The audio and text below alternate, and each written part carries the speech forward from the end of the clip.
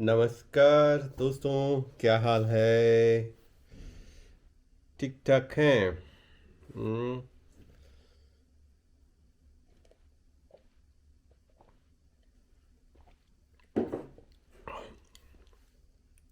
बोलने से पहले कुछ पी लूं।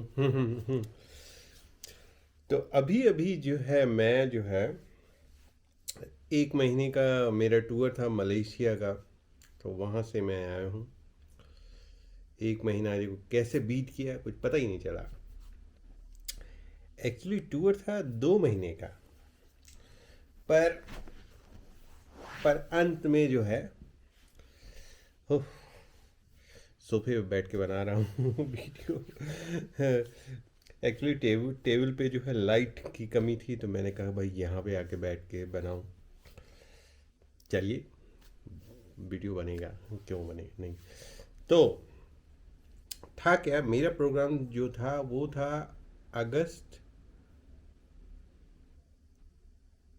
सितंबर और फर्स्ट वीक अक्टूबर में जो है, मतलब अगस्त के सेकेंड वीक में जाना था और अक्टूबर के फर्स्ट वीक में वापस आना था। पर एडमिनिस्ट्रेटिव प्रोसीजर है और बहुत सारी चीज़ें हुई, उसके कारण मैं मुझे जाना पड़ा सितंबर में। हम्म, और सितंबर से लेके मैं था वहाँ पे सेकेंड वीक अक्टूबर में तक था। सेकेंड वीक अक्टूबर जो है अभी 13-14 तारीख, आज कितना तारीख है, 18 तारीख है ना शायद। तो 13-14 तारीख को मैं वापस आ गया। कब गया था? 14 सितंबर को गया था। 12 13 अक्टूबर को वापस आ गया था।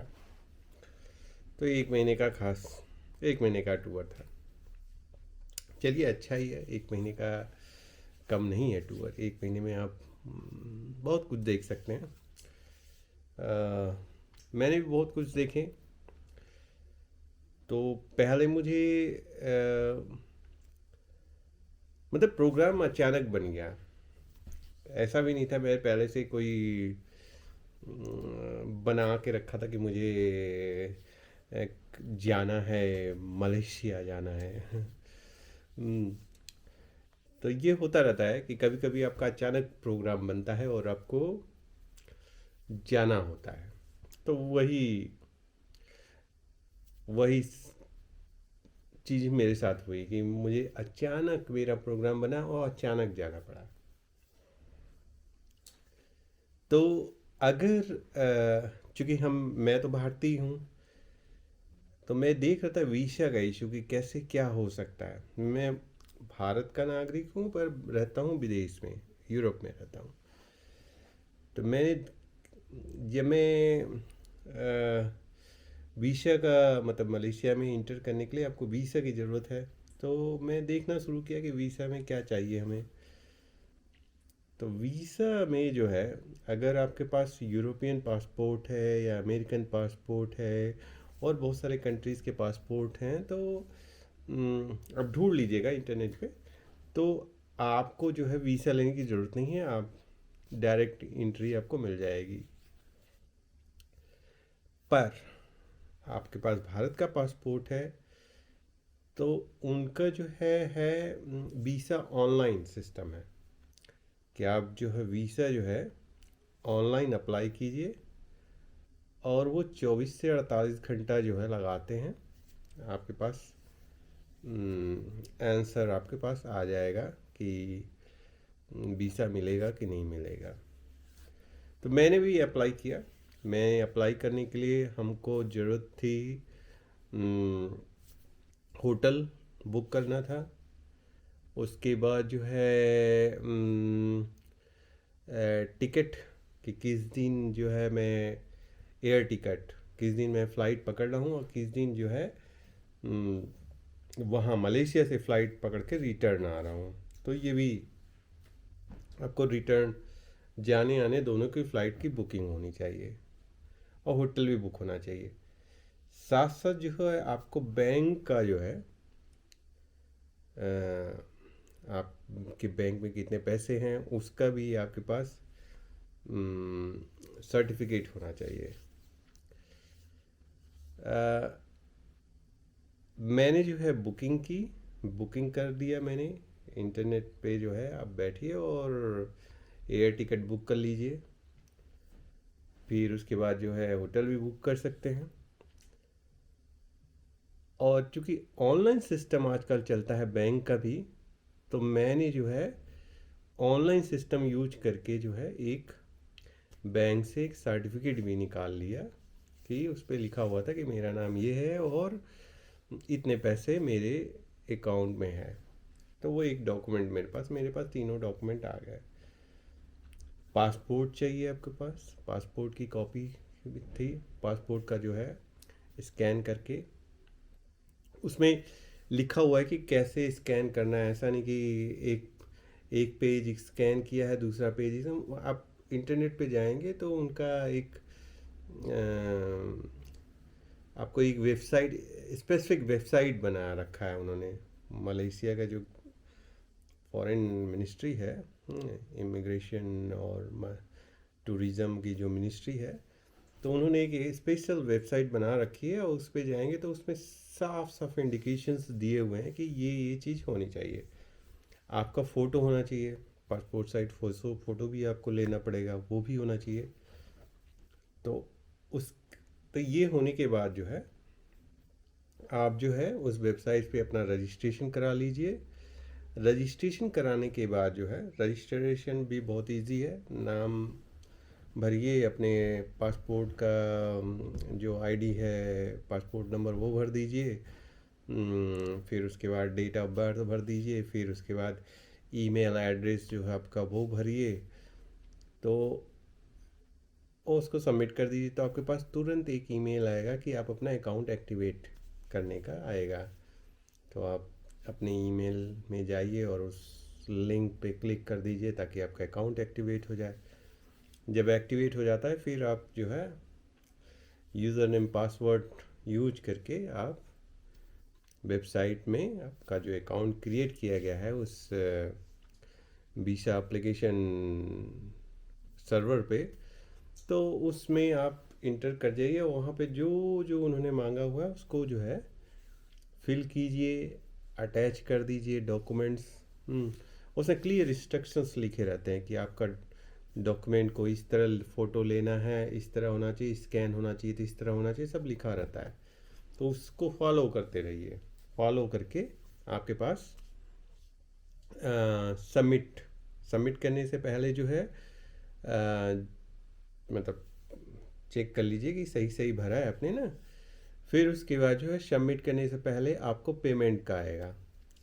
कितना था, 30 यूरो के आसपास ऐसे ही कुछ था। उतना पेमेंट मैंने किया। पेमेंट करने के बाद जो है वो सबमिट हो गया। मेरे पास एक मेल भी आ गया कि आपके पास 24 से 48 घंटे में हम लोग मतलब वीज़ा डिपार्टमेंट जो है मुझसे कांटेक्ट करेगी और अगर कुछ रिक्वायरमेंट होगा तो बताएंगे, नहीं होगा तो फिर वो पास करना होगा तो वो भी बताएंगे, रिजेक्ट करना होगा तो वो भी बताएंगे। मैं रहता हूँ स्पेन में, तो उस पर ये भी लिखा हुआ था उस ईमेल में कि मेरा जो वीज़ा प्रोसेस जो है वो हैंडल किया जा रहा है यूके से। मतलब उनकी कोई ऑफिस होगी यूके में जो कि ऑनलाइन एप्लीकेशन को देखती होगी। तो बताया गया कि यूके से जो है ऑनलाइन एप्लीकेशन का इसको हैंडल किया जा रहा है। उसके बाद जो है 24 आवर्स बाद मेरे पास मैसेज आया कि आपका एक डाटा जो है आपने गलत भर रखा है। उसमें शायद मुझे भरना था मैड्रिड और मैंने भर दिया था न्यू दिल्ली। तो मैं तो पासपोर्ट के हिसाब से भरा था कि पासपोर्ट पे जो लिखा हुआ था, नहीं पासपोर्ट का ही था, क्योंकि पासपोर्ट जो है मेरा मैड्रिड से इशू हुआ था। मतलब मैं इंडियन एम्बेसी मैड्रिड में जो है वहाँ से इशू हुआ था। तो उसमें लिखा था पासपोर्ट कहाँ से इशू हुआ है, तो मैंने उस पर लिख दिया था न्यू दिल्ली, मतलब दिल्ली से। मैं सोचा भारतीय पासपोर्ट है तो दिल्ली का नाम लिखाएगा। तो उसमें जो है मेरे पास मैसेज आया कि आपका एक डाटा गलत है, और उसमें साफ लिखा था कि ये डाटा गलत है, इसको आप सही कीजिए। और 24 घंटे बाद मैंने काफ़ी देर तक सोचता रहा कि क्या गलत चीज़ है इसमें। हम्म फिर मुझे समझ में आया कि नहीं, ये पासपोर्ट इशू जो है वो मैड्रिड से हुआ है, तो मैड्रिड लिखना होगा इस पर। फिर मैड्रिड लिख के मैंने सबमिट कर दिया 24 घंटे बाद। आ, उसके बाद उन्होंने 24 घंटे बाद मैसेज आया था या 48 घंटे बाद मैसेज, मुझे याद नहीं है। पर उसके बाद जो सेकंड प्रोसीजर, सेकंड मतलब सबमिट करने का, ये करेक्शन जो ईरर था उसको करेक्ट करने के बाद 24 घंटे के अंदर मेरे पास एक ईमेल आया कि आपका जो है वीज़ा अप्रूव हो गया है। और एक डॉक्यूमेंट जो है उस ईमेल में अटैच था। आप इस डॉक्यूमेंट को, वीज़ा अप्रूवल का जो डॉक्यूमेंट है वो, उसको आप जो है प्रिंट कर लीजिए, और प्रिंट सही कलर्ड और सही ढंग से कीजिएगा, और उसको सही ढंग से रखिएगा। उसी डॉक्यूमेंट को आपको वीसा सर्वर से भी जो है आप उसको डाउनलोड कर सकते हैं, वहाँ से भी ले सकते हैं। तो मैंने उसको प्रिंट कर लिया, तो वो था वीसा अप्रूव्ड। और बताया गया था कि इसी वीसा को अप्रूव का जो डॉक्यूमेंट था उसी को ले जाके मलेशिया में जब मैं इमिग्रेशन से पास करूँगा तो वहाँ पर मुझे वो डॉक्यूमेंट दिखाना था। और साथ साथ हमको जो है पासपोर्ट भी दिखाना था, आने जाने का टिकट, होटल का बुकिंग। और ये भी बताया गया था कि आपका जो मनी है, मिनिमम जो है 1 महीने के लिए $1000 लेके चलिए। तो उनका कहना था $1000 आपको दिखाना पड़ेगा। या तो आप बैंक में अपने दिखाइए कि आपके बैंक में इतने पैसे हैं, क्रेडिट कार्ड में है इतना आपके पास, या तो आपके पास कैश इतना है। मतलब किसी तरह आपको जस्टिफाई करना पड़ेगा कि आपके पास पैसे $1000 तक है 1 महीने के लिए रहने के लिए। चलिए ठीक है। अब मैंने कहा क्या कितना इजी है, मुझे कहीं जाना नहीं पड़ा, बस घर में बैठे बैठे कंप्यूटर पे जो है सब कुछ फिल कर दिया, ईमेल भी आ गया, वीसा भी आ गया, सब कुछ हो गया। तो मुझे कहीं भागा भागा दौड़ी नहीं करना पड़ा, बस थोड़ा स्कैन वगैरह कराना पड़ा, और फ़ोटो, पासपोर्ट साइज फ़ोटो खिंचवाना पड़ा, ये सब करना पड़ा बस। पर हाँ, ये है कि मुझे, मैं दूसरे शहर में रहता हूँ, तो इस शहर से मुझे मैडी ट्रैवल नहीं करना पड़ा। जैसे और वीज़ा के केस में हमको ट्रैवल करना पड़ता है, वहाँ जाना पड़ता है एम्बेसी में, फिर वहाँ से वीज़ा लेना पड़ता है। पर इस केस में ऐसा कुछ नहीं हुआ। पासपोर्ट भी कहीं नहीं भेजना पड़ा। पासपोर्ट भी आपके पास है, मतलब पासपोर्ट आपका है उस, और आपके पास एक वीज़ा अप्रूवल का लेटर है आपके पास, जो कि इशू किया गया है मलेशिया के मिनिस्ट्री द्वारा, फॉरेन मिनिस्ट्री द्वारा। ये सब लेके मैं जो है जर्नी किया और मलेशिया पहुंच गया। मैं एयरपोर्ट पे मैं पहुंचा, तो जिस हिसाब से इंटरनेट पे मैं पढ़ रहा था, और मलेशिया एम्बेसी के फॉरेन मिनिस्ट्री का जो वेबसाइट था उस पर पढ़ रहा था कि ये सब चीज़ें दिखानी पड़ेगी, तो मैं सोच रहा था, मैं तैयारी करके गया था कि भाई ये चीज़ें उन्होंने लिखा हुआ है तो हो सकता है वो देखेंगे वहाँ पे। साथ साथ मैं जो है, बहुत सारे फोरम हैं रिव्यू, जहाँ पे लोग ट्रैवलर्स जो होते हैं वो लिखते रहते हैं कि क्या क्या प्रॉब्लम्स आई, क्या नहीं हुआ, क्या हुआ। तो उसमें मैं पढ़ रहा था, तो उसमें यही लिखा हुआ था कि ज़्यादातर जो इमिग्रेशन ऑफिसर होता है मलेशिया के कोलालमपुर एयरपोर्ट पे, इंटरनेशनल एयरपोर्ट पे, वो आपका एयर टिकट का देखता है, पर न पैसे देखेगा, न होटल रिजर्वेशन देखेगा, ये सब कुछ नहीं देखेगा। केवल एयर टिकट का कि आप आ गए हैं पर किस दिन वापस जाएंगे। यही मेरे साथ भी हुआ। मैं पहुंचा वहाँ पे, लाइन में लगा, फिर इमिग्रेशन ऑफिसर के सामने था। उसने मेरा पासपोर्ट देखा, फिर मेरा जो लेटर था उसको देखा, फिर मुझसे पूछा कि आप कितने दिन तक रहेंगे यहाँ पे। तो मेरा जो था वीज़ा जो इशू होता है वो दो तरह के वीज़ा होते हैं। एक होता है सिंगल एंट्री और दूसरा होता है मल्टीपल एंट्री वाला। सिंगल एंट्री का 1 मंथ का होता है, तो मैंने जो है सिंगल एंट्री का 1 मंथ का लिया था केवल। कि 1 महीना काफ़ी है, 1 महीना तो वहाँ पे गया तो उसने पूछा कि आप कब वापस जाने वाले हैं। तो मैंने कहा कि मैं 1 महीने रहूँगा यहाँ पे। तब उसने बोला कि आप टिकट दिखाइए आप अपना। तो टिकट जो है, उसने मेरा टिकट जो था कि मैं 14 को चला था यहाँ, 14 सितंबर को, पर वहाँ से रिटर्निंग मेरी जो थी एक दिन पहले की थी, 13 तारीख की थी। हम्म, तो 12 तारीख की थी, 12 अक्टूबर वाली थी। तो उसने जो है फिर उस पहले तो पासपोर्ट पे जो है वीज़ा का एक स्टैंप लगाया कि ये व्यक्ति यहाँ पे है और सिंगल एंट्री वीज़ा का है, सिंगल एंट्री वीज़ा के साथ है। फिर उसके नीचे उसने लिखा, एक डेट लिखा 12 तारीख। तो मुझे लगता है कि वो नीचे जो पेन से लिखा उस इमिग्रेशन ऑफिसर ने, वो इंडिकेट किया कि ये व्यक्ति के पास टिकट जो है 12 तारीख का है, ये 12 तारीख को रिटर्न चला जाएगा। ये मतलब वीज़ा आपका जो है एक दिन पहले ये व्यक्ति रिटर्न हो जाएगा, वापस चला जाएगा, मतलब मलेशिया को छोड़ देगा। चलिए मलेशिया के अंदर चला गया। एंट्री मतलब इतना इजीली हुआ कि मतलब मैंने कहा क्या इजीली, मतलब बहुत ही आराम से जो है हुआ।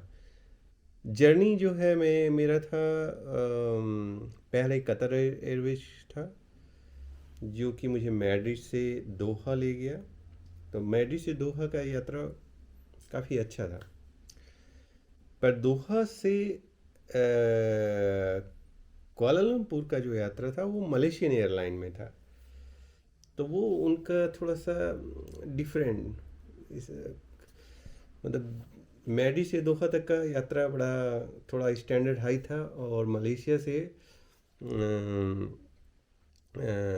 मतलब दोहा से मलेशिया तक का यात्रा जो मलेशियन एयरलाइन में था वो थोड़ा सा डाउन था। तो कतर एयरवेज और मलेशियन एयरलाइन, ये दोनों एयरलाइन थे। कनेक्टिंग फ्लाइट हमको दोहा में पकड़ना था। 7.5 घंटे इधर जर्नी करनी पड़ी, मैड्रिड से दोहा। 7 7 साढ़े 7 घंटा था शायद, कि 8 घंटा ऐसे ही था। फिर वहाँ से जो है मैं वहाँ से कनेक्टिंग फ़्लाइट जो नेक्स्ट मलेशियन फ़्लाइट पकड़नी थी। तो 1 घंटे की 2 घंटे का ऐसे ही था, 2 घंटे का समय मेरे पास था। तो मैं यही सोच रहा था कि अगर एक एक गेट से दूसरे गेट में मुझे जाना होगा, और अगर वहाँ भी दोहा में भी मुझे इमिग्रेशन के लाइन में, और इमिग्रेशन के नहीं मतलब स्कैनिंग, वो आपके जो है बैग वगैरह की स्कैनिंग जो करते हैं, तो अगर उसमें भी फिर से मुझे लगना पड़ा तो एक नहीं शायद 1 घंटे का ही टाइम था, मुझे याद नहीं है अच्छी तरह, मतलब टाइम कम था मेरे पास। तो वही मैं सोच रहा था कि अगर इस सब में लगना पड़ेगा तो बड़ा दिक्कत हो जाएगी कनेक्टिंग फ़्लाइट पकड़ने में। पर ऐसा कुछ हुआ नहीं, मतलब एक गेट से निकला मैं, और उसके बगल वाले एक गेट से ही जो है मलेशियन एयरलाइन पकड़नी थी। हम कहे चलो कहीं मुझे ढूंढना उड़ना नहीं पड़ा, एक गेट से निकला और दूसरे ही गेट पे बोर्डिंग करना था मलेशियन एयरलाइन में। थोड़ी देर वेट किया और उसके बाद मलेशियन एयरलाइन में जो है जर्नी, मतलब एक होता है ना 4 5 घंटे का स्टॉप, वो नहीं था, बहुत आधे घंटे और 1 घंटे का स्टॉप में रेस्ट किया वहाँ पे। और फिर निकल लिया वहाँ से, दूसरे जहाज़ में बोर्ड किया और मलेशिया कोलालमपुर के चला गया। तो ये भी एक अच्छा था कि मतलब आप इधर 8 घंटे चलिए और फिर मलेशिया, फिर दोहा से जो है कोलालमपुर का था शायद 6 घंटे या 7 घंटे ऐसे ही कुछ था। तो 8 6 15 मतलब 15 16 घंटे के अंदर मैं पहुंच गया था कोलालमपुर। ज़्यादा टाइम नहीं लगा, मतलब 24 घंटे के अंदर मैं पहुंच गया। 24 क्या, 20 घंटे के अंदर ही मैं कहूँगा, 20 घंटे से भी कम समय में मैं पहुंच गया था वहाँ पे। पूरा प्रोसेस करने के बाद, मतलब यहाँ मैड्रिड में भी आपको जो है इमिग्रेशन पास करना पड़ेगा, फिर जहाँ पे आप उतर रहे हैं वहाँ भी इमिग्रेशन पास करना पड़ेगा, बैग स्कैनिंग और क्या क्या होता है सब करना पड़ता है। तो ये सब चीज़ें हुई।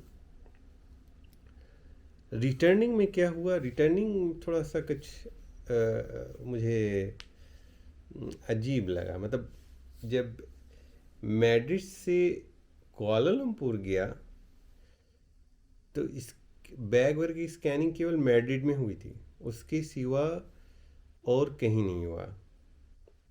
सीधे मैं कुआलालंपुर पहुंच गया। रिटर्निंग में क्या हुआ, रिटर्निंग में पहले जो है स्कैनिंग जो है एक जनरल स्कैनिंग, मतलब आप जो जहाँ बोर्डिंग कर जहाँ पहले आप चेकिंग करते हैं, फिर उसके बाद जो है इमिग्रेशन के काउंटर से गुजरते हैं, फिर आपका हैंड बैग जो होता है उसकी स्कैनिंग होती है। आपकी बॉडी की स्कैनिंग मतलब स्क्रीनिंग होती है, तो वो हुआ। उसके बाद आप जो है इंटर करके फिर आप बोर्डिंग गेट पे पहुँचे। तो इसके इसमें क्या था, बोर्डिंग गेट के पास भी जो है चेक किया गया, फिर से जो है वही प्रोसीजर स्कैनिंग वाला। मैं गए, और जब भी मैं यात्रा किया हूँ, जब अमेरिका की तरफ जाता हूँ तो ये सब चीज़ें होती हैं कि आपके 2 बार स्कैनिंग की जाती है। एक बार तो इमिग्रेशन से पहले, एक बार बोर्डिंग से ठीक पहले की जाती है। तो यहाँ भी ऐसे ही हुआ, बोर्डिंग से ठीक पहले भी की गई कि आप अपना बैग और सबका हुआ, मेरा ही नहीं सबका हुआ, वो मशीन थी उसमें सबको किया गया कि चलिए वो हो गया। उसके बाद जो है पहुंचा मैं 6 7 घंटे की यात्रा करके मैं पहुंचा कुआलालंपुर से दोहा। जब दोहा पहुंचा तो फिर स्कैनिंग की गई। मैं क्या कि मतलब रिटर्निंग में कई बार किया गया। मतलब रिटर्निंग में क्या हुआ कि मतलब इस बोर्डिंग से ठीक पहले पुलिस भी वहाँ खड़ी थी। जबकि और इतना यात्रा करता हूँ उसमें ऐसा नहीं होता है, पर इस केस में ऐसे ही हो रहा था। जाते समय मैड्रिड से चला दोहा गया, दोहा से गया कुआलालंपुर, कुछ नहीं हुआ, एक जनरल जैसे स्कैनिंग होती है वही सब हुआ। पर रिटर्निंग में कुआलालंपुर से जब मैड्रिड की तरफ आया, कुआलालंपुर से दोहा, दोहा से मैड्रिड, तो बहुत सारे जो है स्ट्रिक्ट स्कैनिंग और पुलिस और ये सब का पास करना पड़ा। तो उसमें यही हुआ कि पहले बोर्डिंग से ठीक पहले जो स्कैनिंग हुई, फिर उसके बाद वहाँ पुलिस भी खड़ी थी, वो सबका जो है कि भाई आप अपना पासपोर्ट दिखाइए, आप अपना जो है कार्ड दिखाइए, वीज़ा दिखाइए, आप क्यों जा रहे हैं, क्या है, मतलब क्वेश्चन आंसर किया गया। केवल मुझसे ही नहीं, सभी से, लाइन से लोग थे, सबसे किया जा रहा था। ये चीज़ हुआ। फिर उसके बाद जब मैं दोहा पहुंचा तो दोहा में फिर दोबारा किया गया कि आपको जो है अपना बैग स्कैन करके आप करवा के फिर आप जो है दूसरे गेट पे पहुंचेंगे। तो रिटर्निंग में भी मेरे पास टाइम बहुत कम था। कितना मैं पहुंचा था, 11:35 पे पहुंचा था और 12:55 पे मेरी नेक्स्ट फ़्लाइट थी। मतलब उड़ जाती। तो बोर्डिंग 12 बजे होती है। भाई 40-50 मिनट पहले बोर्डिंग स्टार्ट हो जाती है ना। तो मैं यही डर रहा था कि अब अभी तो जहाज़ 11:35 पे उतरी है, फिर गेट तक पहुंचेगी, तब तक जो है भाई जहाज़ उतरी, वहाँ से गेट तक पहुँचने में तो टाइम लगेगा ना जहाज़ को। फिर वहाँ से लोग या उतरेंगे। तो मैंने एक चालाकी कर रखी हुई थी पहले से, शुरू से, क्योंकि मेरे पास टाइम कम था।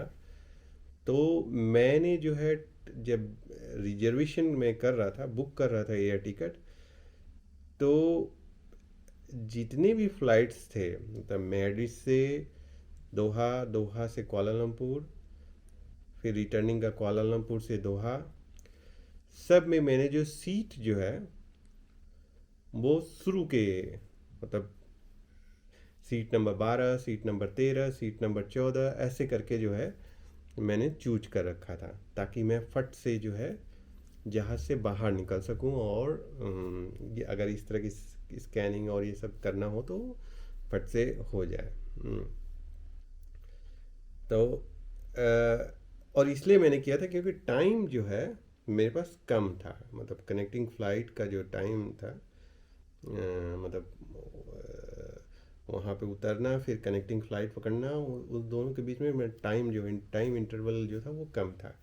तो इसलिए मैंने यूज कर रखा था कि अगर इस तरह से चलूँगा मैं, तो मेरे ख्याल से मैं जो भी क्यू होगा, लाइन होगी, उन सब चीज़ जगह में मैं पहले शायद मैं पहुंचूंगा, औरों की अपेक्षा। केवल मैंने दोहा से मैड्रिड का जो रिटर्निंग का था, उसमें मैंने जो है पीछे का मैंने कहा कि इसमें जो है मैं छोड़ देता हूँ, जो भी सीट मिल जाएगा ठीक है। तो पीछे का मिल गया था, और सब जो है विंडो विंडो सीट थे। तो मैंने कहा कि ये दोहा से मैड्रिड की जो यात्रा है उसमें मुझे कोई परेशानी नहीं है, तो उसमें आराम से कोई परेशानी क्या, मतलब उसमें कोई जल्दीबाजी नहीं रहेगी कि नेक्स्ट फ़्लाइट पकड़नी है, ऐसा कुछ नहीं है। मैड्रिड पहुंच गए, फिर आप आराम से रिलैक्स करके आप नेक्स्ट घर जाने के लिए जो भी आप बस और या ट्रेन बुक करना है बुक कर लीजिए। तो ये मैंने मतलब अनुभव से जो है कर रखा था, पहले से ट्रिक अप्लाई कर रखा था। तो आप भी ऐसे ही किया कीजिए, जब कनेक्टिंग फ़्लाइट हो आपकी और टाइम बहुत कम हो, तो कोशिश कीजिए कि शुरू के जो सीट्स हैं वो आपके पास, उस पे आपको मिल जाए। तो इस तरह आपके जो है फट से आप फ्लाइट से निकल सकते हैं, फट से जो है जो लाइन होती है उसमें पहले पहुंच जाएंगे, और जल्दी जल्दी आपका जो है आगे आप निकल जाएंगे। और अगर पीछे रह गए तो हो सकता है भाई टाइम लग जाए और कहीं जहाँ निकल जाए। तो ये सब चीज़ें देखनी पड़ती है। तो इसमें जो दोहा में फिर से स्कैनिंग की गई बैग की। हमने कहा ये एक बार फिर स्कैनिंग कर रहे हैं। फिर उसके बाद जो है टाइम जो है, मैं शायद रेस्ट किया होगा, वही आधा घंटा रेस्ट किया होगा एयरपोर्ट पे। भाई 7 घंटे आप बैठे हुए हो एक जगह, 7-8 घंटे, तो सीट पे, तो कम से कम 1-1.5 घंटे का थोड़ा एयरपोर्ट पे आप टहल घूम लीजिए, थोड़ा रेस्ट कर लीजिए। पर इस केस में मुझे, मेरे पास टाइम बहुत ही कम जो है मिला था। आधे घंटे में आपको जो है आपको रेस्ट कर लीजिए आधे घंटे में, फिर नेक्स्ट पकड़ लीजिए, फिर 7 घंटा बैठिए एक सीट पे, 7-8 घंटा एक ही जगह पे बैठे रहिए। तो इस तरह करके जो है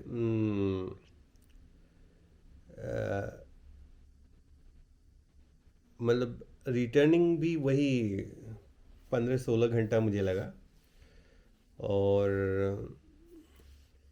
वापस आ गया मैं मैड्रिड। मैड्रिड आके मैंने जो है हमेशा की तरह फिर मैंने जो है बस स्टैंड पे गया, मैं वहाँ पे टिकट बस का टिकट देखा कि मुझे अपने शहर जाना है, 2-2.5 घंटे का और रास्ता था, तो फिर बुक किया उसको और करके वापस आ गया। जर्नी काफ़ी अच्छी थी। और ये भी नहीं था कि हाँ, टिकट का दाम भी बता दूँ। एयर टिकट जो था मेरा, जो है एयर टिकट, क्योंकि आजकल प्राइसेस बहुत बढ़ गए हैं। प्राइस जो है एयर टिकट का बहुत ज़्यादा बढ़ गया है। अ, तो इसमें भी यही चक्कर था कि मैं जब भी एयर टिकट जो है 1,000 से नीचे, 1,000 यूरो, अगर इंडियन रुपीज में करें तो 75 से 80 हज़ार रुपये। तो एयर टिकट जो है 1,000 यूरो से नीचे का जब मैं देखता था, तो उनमें टाइम का जो है बड़ा मतलब 36 घंटे, 37 घंटे, मतलब अच्छा खासा टाइम जो है। किसी किसी में एयरपोर्ट पे आप काफ़ी देर तक बैठे हुए हो। एक बात और ध्यान रखना चाहिए, आप जो कनेक्टिंग फ़्लाइट पकड़ते हैं कहीं पे, तो इंटरनेशनल एयरपोर्ट पे आप हैं, तो कनेक्टिंग फ़्लाइट जहाँ जो कोई भी एयरपोर्ट होता है उसका एक इंटरनेशनल एरिया होता है कि जहाँ पे इंटरनेशनल रूल रेगुलेशन चलते हैं। तो अगर उस एरिया में हैं आप, उस एरिया से बाहर नहीं निकलते हैं, तो आपको किसी किसी देश में वीज़ा की ज़रूरत पड़ती है, ट्रांजिट वीज़ा कहते हैं उसको। पर और 99% देशों में ट्रांजिट वीज़ा की ज़रूरत नहीं पड़ती है। और क्योंकि आप इंटरनेशनल एरिया में हैं, आप इंटरनेशनल एरिया से जैसे ही बाहर निकलेंगे, आप चाहें कि आप एयरपोर्ट से बाहर निकल के, उसे इंटरनेशनल एरिया से निकल के बाहर चले जाएं, तो आपको इमिग्रेशन का पास करना पड़ेगा, और उससे मतलब जैसे उससे बाहर निकलेंगे आपको जो है फिर जो है हम्म, आपको दिखाना पड़ेगा वो क्या बोलते हैं, कि आपके पास ट्रांजिट वीज़ा है। अच्छा, एक एक चीज़ और, एक चीज़ और बता दो। और इस केस में जो है, जब मैड्रिड पहुंचा मैं, तो ये भी बता दो, मैड्रिड जब पहुंचा मैं, तो मैड्रिड में भी पुलिस वालों ने जो है सबका जो है पासपोर्ट और आईडी कार्ड चेक किया। हम्म मुझे बड़ा आश्चर्य हुआ इस चीज़ का कि क्यों है। क्योंकि मैं जो है जब दिल्ली से दिल्ली से भारत से दोहा आता हूँ, दोहा से मैड्रिड आता हूँ, तो कभी ऐसा नहीं हुआ, कभी ऐसा नहीं होता है कि मैड्रिड में चेक करते हैं वो। मतलब मैड्रिड में जैसे ही मैं वापस आया, मैड्रिड में मैं जो है अराइवल एरिया में आता हूँ, फिर वहाँ से लगेज लेता हूँ, चल देता हूँ आगे। पर इस केस में ऐसा नहीं था। बोर्डिंग जैसे ही आप निकलेंगे, आप जो है जहाज़ से, तो पुलिस वाले वहाँ खड़े थे, उन्होंने सबका जो है एक लाइन से चेक किया कि आपके पास क्या पासपोर्ट है, क्या वीज़ा है, क्या है। मुझसे भी पूछा गया कि आप कहाँ जा रहे हैं। मैंने कहा भाई मैं तो यहीं रहता हूँ, स्पेन में रहता हूँ। तो मैंने कहा मैं यहीं रहता हूँ। तो कह रहे हैं अच्छा आप यहीं रहते हैं, चलिए। हम्म तो इस तरह जो है सबका उन्होंने चेक किया। तो ये भी शायद ये मेरे साथ दूसरी या तीसरी बार हुआ होगा। हम्म, कि किसी देश से आ रहा हूँ तो चेक किया गया। मैड्रिड एयरपोर्ट पे अराइवल में पे जैसे ही मैं वहाँ पे आया, जहाँ से निकलते ही सबका जो है चेक किया गया कि भाई कहाँ जा रहे हैं, कहाँ से आए हैं। तो एक चीज़ ये भी हुआ, मतलब चेकिंग जो है कई बार, मतलब एक तो बोर्डिंग जब मैंने कोलालमपुर में किया, वहाँ भी किया गया। फिर उसके बाद जो है जब यहाँ मैड्रिड में जहाज़ से निकला तब भी किया गया डॉक्यूमेंट्स का। तो एक चीज़ ये भी था, मैं क्या बता रहा था कनेक्टिंग का, कि कनेक्टिंग फ़्लाइट का जो होता है उसमें संभल के रहना चाहिए। जैसे आप किसी इंटरनेशनल एरिया में हैं, तो अम, आपको ट्रांजिट वीज़ा नहीं लेना है। पर बहुत सारे देशों में ऐसा होता है, ज़्यादातर में ऐसे ही है कि उनका टाइम होता है कि आप किसी देश में इंटरनेशनल एरिया में आप 4 घंटे का वो देते हैं, किसी में 8 घंटे के लिए कहते हैं, किसी किसी किसी में कहते हैं 12 घंटे। मतलब बस उतनी टाइम के लिए आप उस एरिया में रह सकते हैं। उसके बाद जो है आपको नेक्स्ट कनेक्टिंग फ़्लाइट पकड़ के निकल लेना होता है। पर उससे ज़्यादा टाइम, जैसे आप पहुँचे, दोहा पहुँचे, दोहा का शायद 7 घंटा है कि 8 घंटा है, ऐसे ही है कि आप उतने टाइम तक वहाँ पे इंटरनेशनल एयरपोर्ट पे रह सकते हैं। पर उससे उससे जैसे ही उससे ज़्यादा आपको वहाँ पे स्टे करना है तो आपको ट्रांजिट वीज़ा लेना पड़ेगा। तो ये आप जान सकते हैं, आप इंटरनेट पे सर्च करिए और उस पे सर्च करके पता चल जाएगा। और आपको पता नहीं चलता है तो आप एम्बेसी वालों को, मैं तो ज़्यादातर यही करता हूँ, जहाँ पे मुझे डाउट होता है कि मैं हो सकता है ज़्यादा टाइम रहूँ, 12 घंटा हो सकता है, तो मैं क्या करता हूँ, टिकट खरीदने से पहले ही जो है वहाँ के कनेक्टिंग फ़्लाइट का जो जहाँ से पकड़ना है, जिस एयरपोर्ट से, तो वहाँ पे वहाँ या तो एयरपोर्ट अथॉरिटी को लिख देता हूँ, या जो एयरलाइन वाले हैं उनको लिख देता हूँ, या तो एम्बेसी वालों, मतलब ऐसे करके एयरपोर्ट वालों को ही ज़्यादातर होता है लिखता हूँ, या तो एयरलाइन वालों को लिखता हूँ। तो वो जो है क्लियरली आपको बता देते हैं कि आप अगर 7 घंटे हैं तो आपको जो है स्टे करते हैं एयरपोर्ट एरिया में, इंटरनेशनल एरिया में, तो आपको जो ट्रांजिट वीज़ा लेने की ज़रूरत नहीं है। पर तो एक आपके पास डॉक्यूमेंट जो है ईमेल के थ्रू ही मिलता आ जाता है, तो एक आपके पास डॉक्यूमेंट होता है। तो जैसे ही कुछ होता है या कुछ प्रॉब्लम आती है तो आप दिखा सकते हैं कि भाई आप ही लोग ने हमको इन्फॉर्म किया था कि इतने घंटे तक मैं इस एरिया में रह सकता हूँ। तो ये चीज़ करके मैं चलता हूँ। जब मुझे डाउट होता है, मतलब जब मुझे लगता है कि नहीं, मैं कनेक्टिंग फ़्लाइट का ये टिकट खरीद रहा हूँ और इसमें दिखाया गया है कि आपको नेक्स्ट फ़्लाइट जो है इस एयरपोर्ट पे नेक्स्ट फ़्लाइट आपको 12 घंटे बाद पकड़ना है, तब उस केस में ज़्यादा है कि आप पहले एयरपोर्ट पे पढ़िए कि ट्रांजिट वीज़ा की, इस केस में 12 घंटे स्टे के लिए हमको ट्रांजिट वीज़ा की ज़रूरत है कि नहीं है। अगर उस पर लिखा है कि नहीं है तो कोई ज़रूरत नहीं है, उस पर लिखा है कि नहीं है आप केवल 4 घंटे रह सकते हैं, या 7 घंटे रह सकते हैं, या 12 घंटे रह सकते हैं, या 24 घंटे रह सकते हैं, तो आप हम्म, हम्म, उनसे पूछ लीजिए कि भाई मैं 24 घंटे की जगह 25 घंटे हैं वहाँ पर रहूँगा, तो इस केस में मुझे क्या करना चाहिए, तो वो बता देते हैं आपको। या 4 घंटा है तो 4 घंटे की जगह आपका जो है जहाँ 4.5 घंटे में है, 4.5 घंटे बाद है, तो आप उनसे पूछ लीजिए, तो वो बता देते हैं कि नहीं आप रुक सकते हैं कि नहीं रुक सकते हैं, वो क्लियर कर देते हैं सब। तो ये चीज़ें होती हैं। आप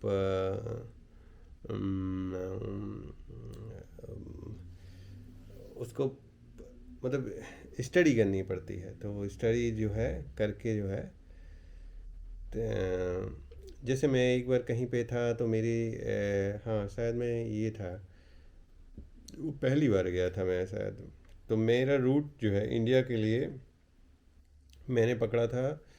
ज़्यादातर तो मैं यूरोप में ही, या टर्की टर्की एयरपोर्ट है वहाँ से, टर्की का जो हित कौन सा है, इस्तांबुल, वहाँ से पकड़ता हूँ कनेक्टिंग फ़्लाइट, या मिडिल ईस्ट के जो कंट्री हैं, दोहा, दुबई और ये सब कंट्रीज़ हैं, एयरपोर्ट है इंटरनेशनल, वहाँ से पकड़ के फिर इंडिया चला जाता हूँ। इस बार मैंने क्या किया था कि प्राइस का चक्कर था कि काफ़ी महंगा प्राइस था, तो मैंने जो है अम, मैं गया यहाँ से मास्को, मास्को से जो है दिल्ली तक का प्राइस जो है काफ़ी सस्ता था, तो मैंने ये वाला टिकट, दूसरा टिकट ले रखा था। मास्को मतलब रशियन एयरलाइन था, कोई कौन सा था मुझे याद नहीं है। पर वही हुआ कि यहाँ से मास्को पहुँचने में थोड़ा डिले हो गया जहाज़ का, तो वहाँ पे जो है नेक्स्ट फ़्लाइट जो है वो नेक्स्ट डे थी, 24 घंटे बाद। तो अब उसमें क्या किया जाए? तब एयरलाइन वालों ने हम लोग को एक ट्रांजिट वीज़ा दिलवाया। ये एयरलाइन वालों ने करवाया। फिर होटल दिया कि आप होटल में रहिए, ट्रांजिट वीज़ा लीजिए, 24 घंटे जो है आप शहर में घूम फिर सकते हैं। फिर उसके बाद आप जो है आप ये वापस आइए और आप यहाँ से एक बार ये यहाँ मास्को में हुआ था, दूसरी बार दोहा या कतर कहीं पे हुआ था, वहाँ भी 24 घंटे का ऐसे ही था, उन्होंने दिया था ट्रांजिट वीज़ा। एयरलाइन वालों ने ही अरेंज करवाया था, मुझे कुछ करना नहीं पड़ा था। तो एक तो ये चीज़ है, ये चीज़ भी ध्यान रखें।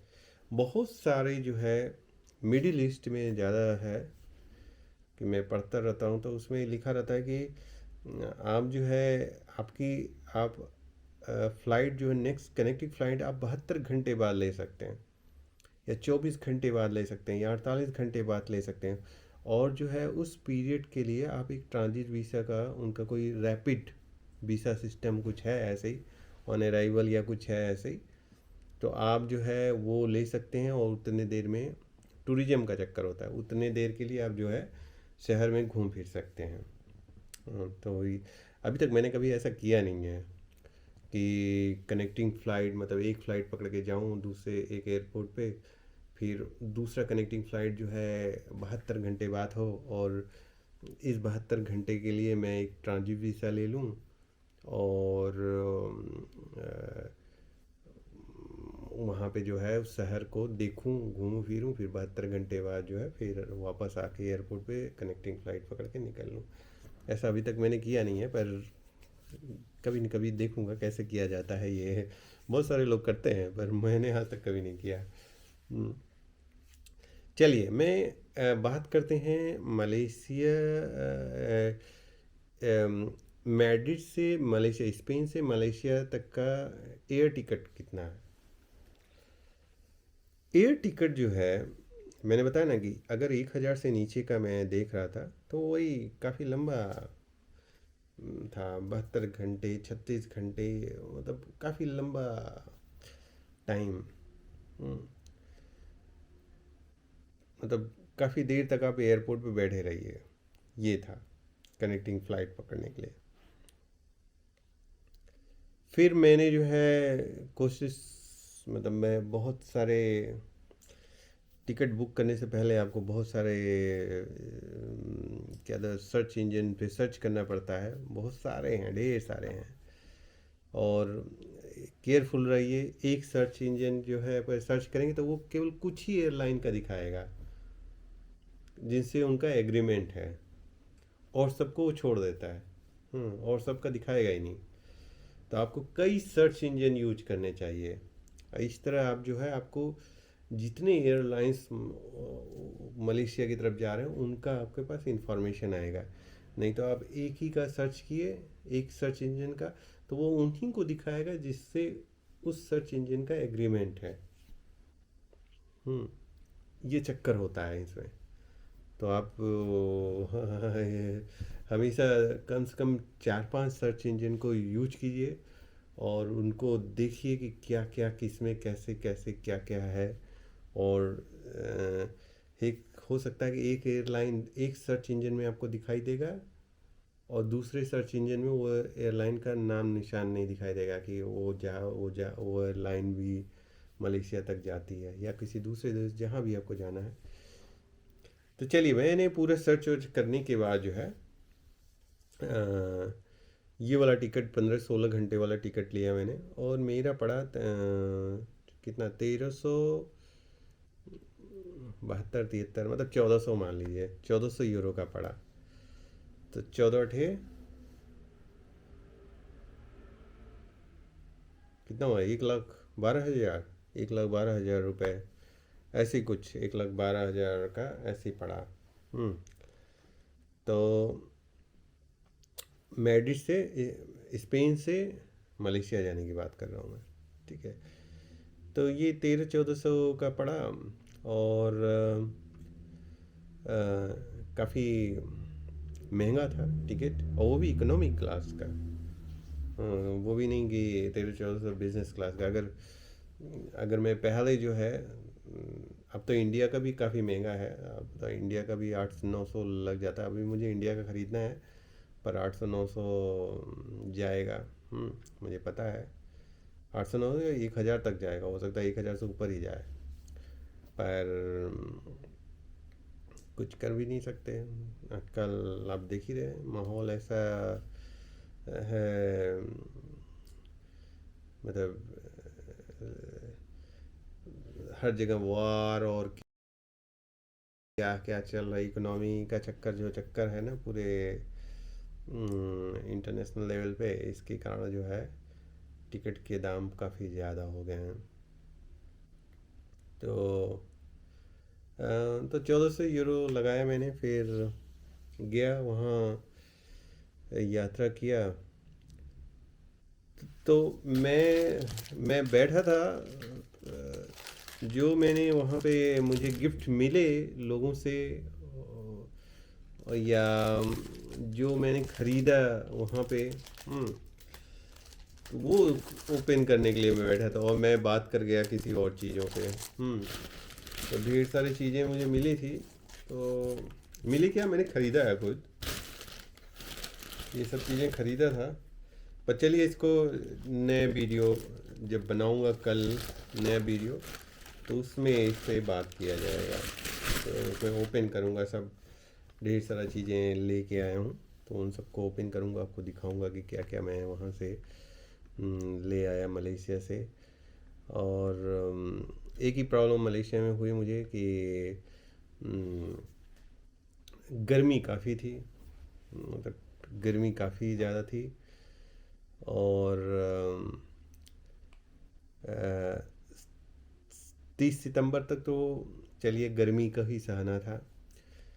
हर 15 मिनट में मुझे एक बॉटल था मेरा, वो पूरा बॉटल में ठंडे ठंडा पानी पी जाता था हर 15-20 मिनट पे। और पूरा कपड़ा जो भीग जाता था, स्वेटिंग जो है, पसीना इतना ज़्यादा निकलता था, तो उसका भी चक्कर था। गर्मी तीव्र तीव्र क्रांति, मतलब चुभता था ऐसे गर्मी जो है। तो मुझे बताया गया कि यहाँ पे गर्मी काफ़ी, क्योंकि इक्वेटर के पास है इसलिए गर्मी काफ़ी है, 90% ह्यूमिडिटी भी है, इसलिए स्वेटिंग भी चक्कर होता है। आ,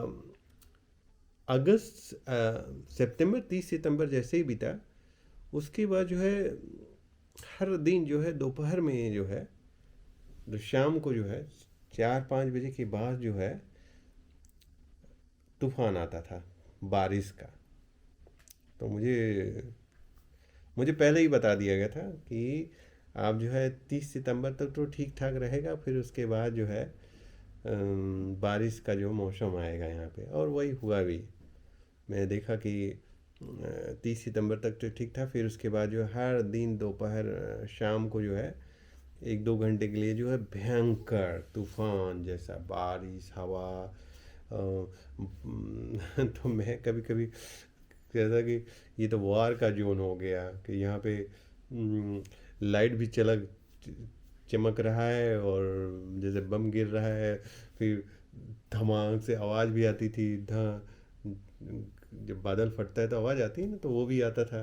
तो मैं लो एक और बम गिर रहा है। फिर उसके बाद जो है बारिश भी भयंकर, हवा भी तेज, तो लगता था एक ऐसा बन जाता था इन्वायरमेंट कि कहते थे वो, ये तो काफ़ी तगड़ा, इसमें तूफान जो होता था वो काफ़ी तगड़ा आता था। तो लोग बताते थे कि इसमें फ्लड आता था, फ्लड भी आता है, तो बारिश होने के कारण जो है वहाँ पे प्रॉब्लम्स कभी कभी हो जाती है, फ्लड की जो प्रॉब्लम होती है तो उसके कारण हो जाती है। चलिए, बहुत लंबा बात हो गई और बात करते रहेंगे। तो नेक्स्ट वीडियो आप देखेंगे तो और भी चीज़ें बताऊंगा मैं अपनी जर्नी का, और एक्सपीरियंस लीजिए। हो सकता है आपके पास कुछ इन्फॉर्मेशन आपके पास ना हो, इससे आपको इन्फॉर्मेशन मिले। और आप अगर कुछ और जानना चाहते हैं डिटेल में कुछ चीज़ें, तो आप मुझे कमेंट में लिख सकते हैं, या ईमेल कर सकते हैं, या डिस्क्रिप्शन में आप देखेंगे तो मैं जो मुझे समझ में आया वो मैंने शेयर किया हुआ है, उसको भी देख लीजिएगा। तो इन्जॉय कीजिए, और मेरे वीडियो फ़ोटो देखने हैं इस जर्नी का तो प्लेलिस्ट में जाइए, वहाँ पे मलेशिया, कुआलालंपुर और लंकावी, पेनांग, तो ये सब चीज़ का आपको दिखेगा, वहाँ पे ढेर सारे हैं, उसमें आप देखिए उन वीडियोस को क्या क्या मैंने किया। चलिए, नमस्कार, एंजॉय कीजिए, गुड नाइट।